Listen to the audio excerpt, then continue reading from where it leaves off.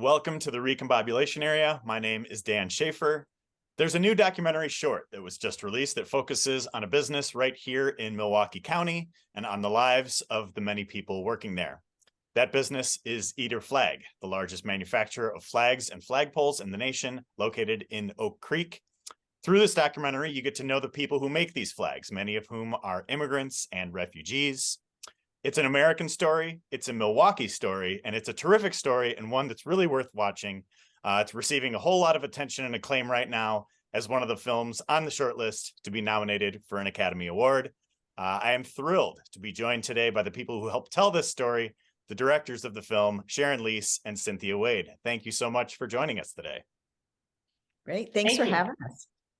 First, I just want to congratulate you on such a wonderful film that tells such a fascinating and heartfelt and poignant story. I really, truly enjoyed it. It was phenomenal.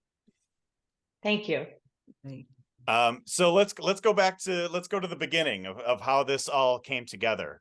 How did you first find out about Eater Flag and about the people working there? So Cynthia and I have worked together for many years and collaborated, and we're also really good friends. And we talk a lot about what's going on in the world and in the country. And one of the things that was really disturbing to us was the growing the sentiment against immigrants. So we thought we would try to add to that conversation.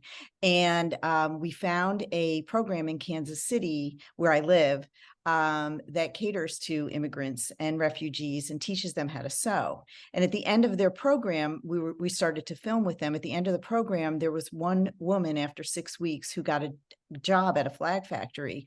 And when that happened, it was a whole new backdrop for us. And so we thought, this is an amazing way to tell a story about immigrants.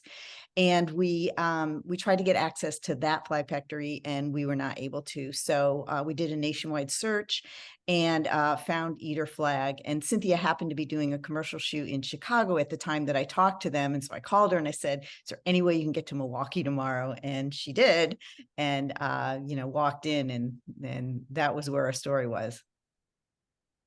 Yeah, that's really interesting. So was there any, once you got into it, started making the connections there, was there any kind of pushback from the company, about somebody coming in, bringing their cameras into their business to, talk to everybody working there? It's always a really delicate and tricky thing as a documentary filmmaker to get access, but not just get access, but maintain access. And a lot of times, documentaries take years. This happened to take 3 years. The last film that I did took 5 years. And so what people don't always anticipate when you ask if they could be part of your documentary is that it really becomes kind of a long-term marriage, right? A marriage over years. And so what's super important is to really get a sense up front, like, is this real? Is this access, is it sustainable? Is it real? Could this group of people or this person really run the many miles with you over potential years? Jody Goglio, who is the COO of Eater Flag, she's been approached by other filmmakers and other film teams over the years. I think seeing our body of work and also understanding our approach, there's a tone, there's an approach and a tone, and even almost a texture of how you approach. And then, in the marriage analogy, it's almost like you're always renewing your vows with the people that you are filming. And that would include, Jody being able to keep the doors open for us. And then 6 months into our starting this film, and we started without any funding, we knew we were going to be fundraising. It was going to do it the hard way. A pandemic happened, which then became very difficult to get into a Midwestern factory with over 200 employees with a global pandemic raging. So again, it was that negotiation, the patience, and just the commitment long-term to telling the story. Yeah, it's a unique time to be telling this story too. Right? From what I read, that you started this, summer of 2019, you kind of got the ball rolling on this. And then obviously March 2020 rolls around and things happen the way they happen. and not only, you know, with the pandemic, but Wisconsin and in Milwaukee County in particular, you had all of these events, you know, the state's chaotic response to the pandemic, the state being so much in focus during the presidential election, the Jacob Blake shooting, police shooting in Kenosha, and the riots that happened after that. You know, it was such an intense time to be in Milwaukee and in Wisconsin, and how did that time, you know, really impact the decisions you made to tell this story? You know, we were really at first, you know, we were so worried about what the fate of the film would be when the pandemic hit. And then we realized as time went on that the pandemic allowed us to slow down and realize that we do need to be more patient, and that this film is going to take some time. And then we were able to see these events unfold and see them through the eyes of the Flagmakers. So we were really fortunate. There were many times Cynthia and I were like, I can't believe we're actually in Milwaukee right now. Like, all this is going on, and the eyes of the country are on the city. Yeah, it really did strike me as a very Milwaukee story, because, and not only just in the tone of it and in the content of it, it also struck me, it visually, it really looks like Milwaukee. Like, I feel like a lot of places, you know, will give you either the, you know, the kind of like downtown lakefront view of Milwaukee, or the, you know, struggling inner city of Milwaukee, but not just capture just kind of like the regular look and feel of the city, like scenes with people just driving to work, or, you know, playing with their kids at a park, or taking a bus, just looked so much like Milwaukee County to me. And I think it really visually captured the city in a really unique kind of way. Is there something, you know, kind of within your approach to capturing that you really focused on? Yeah, I mean, I think that setting a place and time for the audience and really embedding yourself in the environment. So, pandemic notwithstanding, what we often did was get to Milwaukee and then quarantine for 2 weeks in an Airbnb before we were even allowed to get into the factory. And there were whole months where we couldn't get into the factory. So we were shooting literally either outdoors in parks or in people's backyards, or literally through doors and windows. So you do what you have to do to keep the story going. I definitely think that Milwaukee is a character in the story, very much the way the flag is a character. I think that Milwaukee is a character. And, you know, I mean, this is true in every election. This is sort of true. I think, you know, Wisconsin is the heart of the country. And so goes Wisconsin, so goes the nation. And it was one of the reasons that we very proactively decided this is the place we want to start the film. And I'm just so glad that we were there and got the access. And then it took longer. It just took longer to do. But we were able to obviously shoot through May of 2022. So it was almost exactly 3 years. So what are some of the things that you learned about Milwaukee County, about Oak Creek, while you were making this film? It's so diverse. It's more diverse than I would ever have imagined. And that shows up in everything, in the way that people talk about things, the way people see things. The food that we ate there was like incredible, you know, the variety that we had to choose from. And just sort of a warmth and authenticity that was really endearing. And I would say that silver lining for having to quarantine and spending the time is that, you know, like for me, I like really, when we were waiting to get back in, like to bike or run along the paths, obviously in the summertime when the light just goes on forever and it's just beautiful Midwestern summer light. But the different parks and the bike paths, and then there was a yoga studio that we went to often and they would have sometimes yoga classes out, you know, out in the park. Then of course our favorite places to get food or coffee. So it felt really good to just sort of explore the small businesses and really get to know the people around us. Did you get to know some of those places, like through, you know, through talking to those who you interviewed for the film, or was it just kind of the process of living here and being here for that time? The food, I would say for sure, the flag makers would say, oh, you have to try this place. Oh, you have to try this place. And then, of course, we were curious on our own. But part of it was just okay, we're here. We're here and we're going to live here for the next 2 weeks. We did this in chunks. And, let's get some exercise. Let's get out there. Let's explore. So, yeah, it was great. I mean, and then we met like Steve Scafidi, who does the radio show there. We actually filmed with him, and he gave us his perspective, and we learned a lot about Oak Creek and Milwaukee from him. And he actually allowed us to use one of his broadcasts that happened to be playing in the car of one of our subjects. Oh, very nice. Was that, so I know that was the character who goes by the name Sugar Ray. He had a great quote, and I'm gonna see if I get it right here. I really love being from Milwaukee. It's a small city on the scale of it's a small city on the scale of New York and Los Angeles. Growing up, we really leaned on one another. People tend to love this city like people tend to love this country. I thought that was such a great line to capture, because I think, people in Milwaukee do. I think, being from here, I often see it as, just it's like a microcosm of the American experience. And if, like you said, kind of like the as goes Milwaukee, so goes the country. In what ways do you see that? In what ways did you try to capture that in the film too?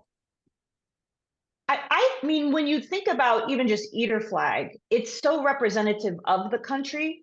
And it was really important for us not only to profile the experiences of recent immigrants or refugees, but people that were born and raised in Milwaukee and in the Midwest. And so Sugar Ray is an example of that, born and raised in Milwaukee.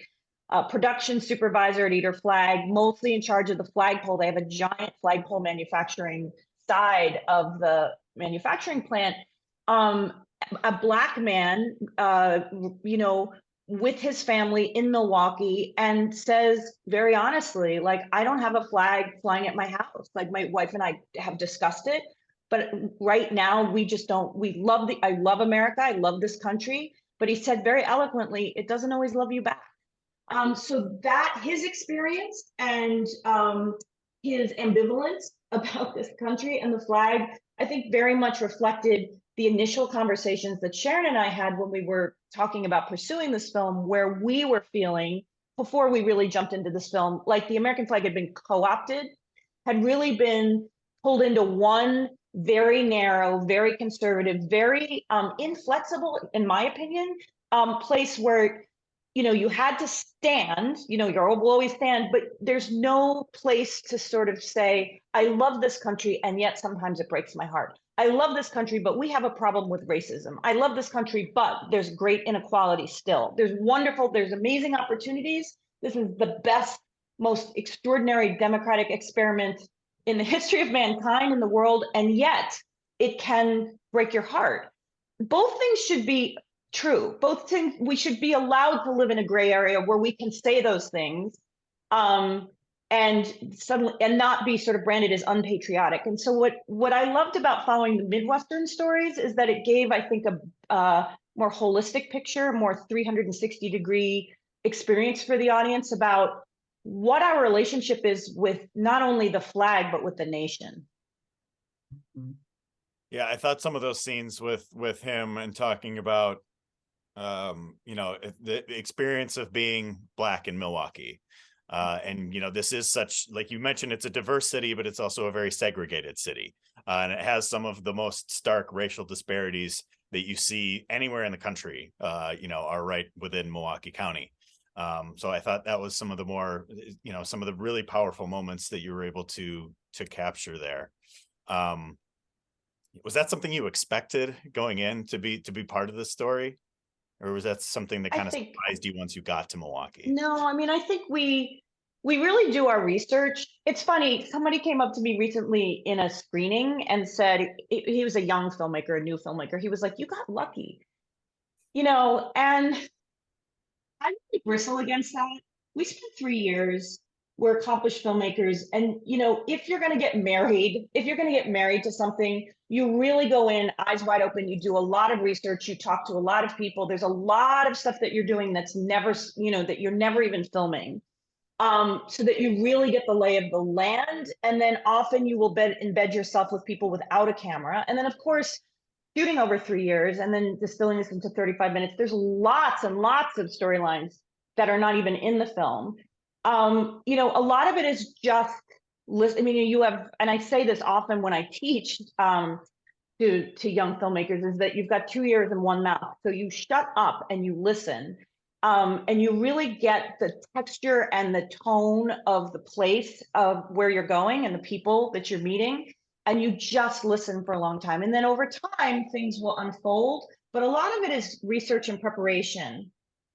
Yeah, and I'll add that, you know, we went into this feeling like, you know, the flag had been co-opted and by a certain group in this country.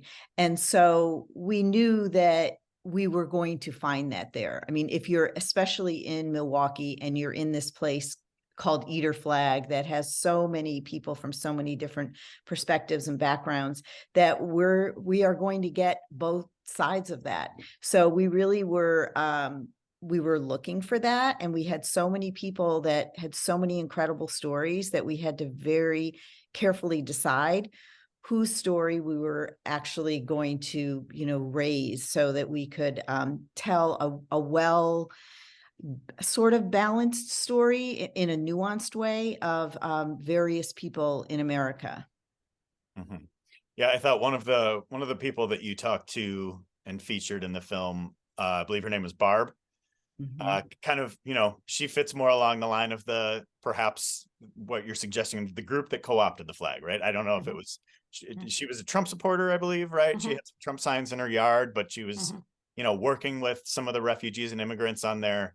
I forget exactly what it was, but another person with that you portrayed in a very nuanced way, I think.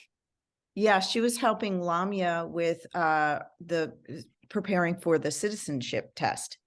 So the unexpected relationships that she had sort of ran counter to what you would see as her politics. And we thought that that was very interesting. We also thought that, you know, she's sympathetic.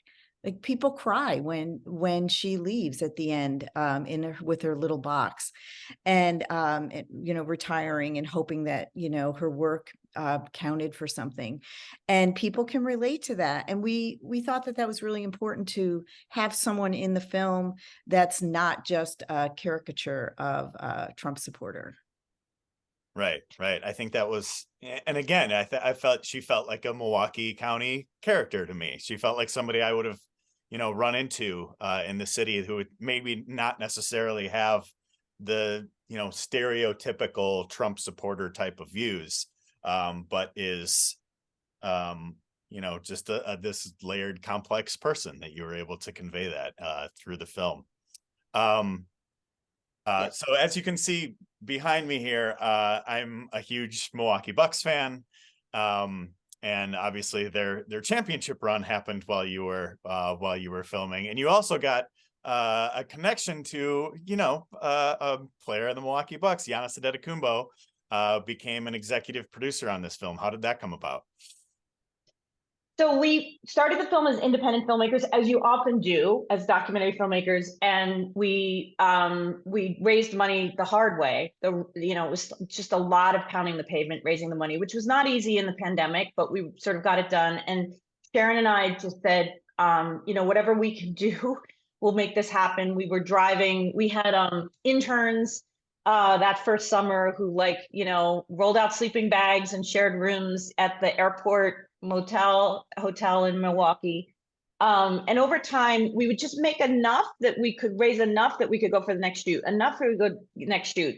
It took about a year and a half for National Geographic to take notice and want to pick up the film. National Geographic is owned by Disney. That's its parent company. And at the time, Giannis had a biopic on Disney Plus called Rise. And because he's from Milwaukee, because obviously his background is being a Greek Nigerian immigrant, there was sort of a perfect, he saw the film and there was, as it was being made, and there was a perfect kind of marriage in terms of him coming on and being able to sort of speak about his own experience as an immigrant. And an added bonus because some of our characters obviously love the Bucks. Yeah, you had a few people wearing Bucks gear. Yeah. I think, And talking about it, yeah. Yeah. And Sugar Ray is just, he's beside himself about Giannis being associated with the film. yeah, I have to imagine. I mean, he wore Bucks gear in every shot that I think you had him in the film. There's obviously a connection with him and the city in such a unique way. And I also think, the connection with this film and the portrayal of immigrants and refugees and, his experience too, coming to Milwaukee and having to bring his family over. And you hear some of the stories about, the difficulties that he had, contacting them and getting money to them and coming over. I know there's a now famous story that he wired some money from Milwaukee and realized that he didn't have any money left to take a cab to practice. So he started running down the street to get to the arena. So that, I think he's such an important person in Milwaukee. And I think his involvement with the film just is really, elevates it in a way that I think is emblematic. It brings in his own experience to connect to the experience of the people in the film as well. Mm-hmm. So you got to meet a lot of immigrants from different parts of the world who all worked at Eater Flag. I think there was a montage early in the film saying there was somebody who left Puerto Rico after a hurricane. There was somebody who lived in refugee camps in Tanzania. There was a gentleman who was a prisoner of war in Bosnia, and another man who fled Iraq with his young family. What does it say? What does it say about Milwaukee that all of these people found this place? Wow. It seems like Milwaukee, and especially, our experience was with Eater, that they are so welcoming, and because there seems to be so many programs that help people to settle in Milwaukee, that people find it very comforting. And I think, we were happy to meet all the people that were through the program that Eater they're associated with several different programs that help them for job placement. And they are very open, and they actually seek employees who are immigrants and refugees, because, as they say, if you can work with your hands, you can work at Eater Flag. So they're very, that's what they look for. So they as a company really focus on bringing that in. Yeah, and I think that started way back with Mr. Eater, who we've always known him as Mr. Eater, who founded the company. And when he passed away, I mean, his legacy, what he wanted it to be was, he wanted it to be an employee-owned company. And he was very sensitive to the immigrant experience, and really wanted to make sure that there were a lot of immigrants who were employed there. Now, there was one story with one of the immigrants in the film. I hope I don't mispronounce her name. Radika, the Serbian immigrant who is more or less the manager there. She moved home to Serbia by the end of the film, and she talked at length about kind of the events of January 6th and what happened there. Do you think she moved back to Serbia because of that, and because of kind of the way things have been going in the United States at a national level? I mean, I think that anybody's reason to move or to redefine their lives, there are multiple reasons. But she definitely says in the film, this is not the same America. America is not the same America as when I moved here. And she does say that she felt very betrayed by the way that, when we started making this film, I think that Sharon and I would say that the flag had been kind of symbolically or verbally co-opted and sort of used almost sometimes in this kind of belligerent, threatening, violent, anti-immigrant rhetoric, this sort of, the rise of white nationalism, which we're seeing across the globe. But it was verbal, right? It was verbal. On January 6th, it was physical. the flag and the flagpoles were used as physical weapons. And so I think for Radissa, that did cross a line. She does say in the film that half of her life she spent in Serbia, half of her life she spent in the United States, that she is of both places.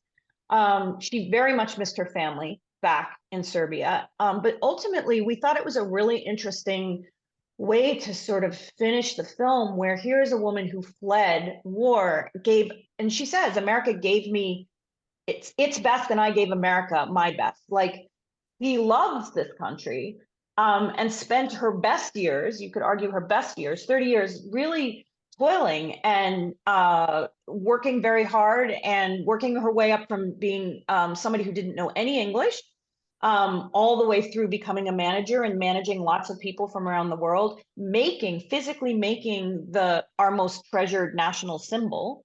And yet in the end, she chose to move back to Serbia. And I think that for us, the last thing we wanted to do was make a film where it was like a Benetton commercial, where it was like, isn't it nice? Like, everybody, let's kumbaya, let's hold hands. There are refugees and immigrants that are making the American flag. Isn't that beautiful? Like, we didn't want to be in a place where it was just simple. We wanted to be able to really pursue the gray area and the nuance, and Radis is an example of that, where you can, and what she says is, you don't love something because it's perfect. You love something because it's yours. And the American flag is ours. This country is ours, and we can love it and also want it to be better at moments as well. Mm-hmm. Yeah, I always think of the more perfect union, right? There's exactly right. Union. We're striving to make it a more perfect union. Right. So before we wrap things up here, where can people see this film? Okay, it is on Disney Plus, and it'll be streaming on Disney Plus for a while, and it's on Hulu, I think, for one more day.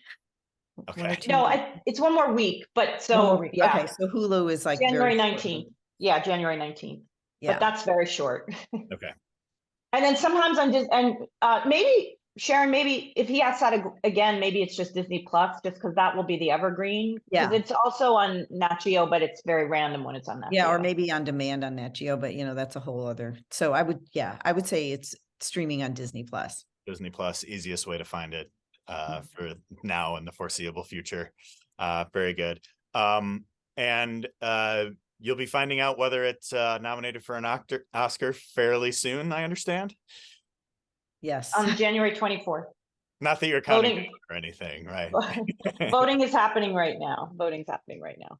Okay, very good. Well, and I also, there's I was reading that there's been some interest in developing this for some sort of stage performance as well. Can you tell me about that? Yes, the producers of Come From Away approached us, and had seen a very early cut, and are really excited and have optioned the film for a Broadway musical. It's very exciting. Yeah, and we're really excited about it because there are so many stories that we were not able to tell in the film that will be able to be expressed in a musical in such a great way. So many different characters, and also get even more of the kind of lean into the environment and just the little radios that each person has at their workstation, playing the music from their countries. It's amazing, and I think that an ensemble cast for a musical will just be amazing. So that's very exciting, and I think it tells a very Milwaukee story, and I'm excited to see where that story goes going forward as this film continues to reach people and continues to, you continue to find more ways to tell the story as well. So thank you again so much for being here, and best of luck with everything else going forward. Thank you. Thank you very much.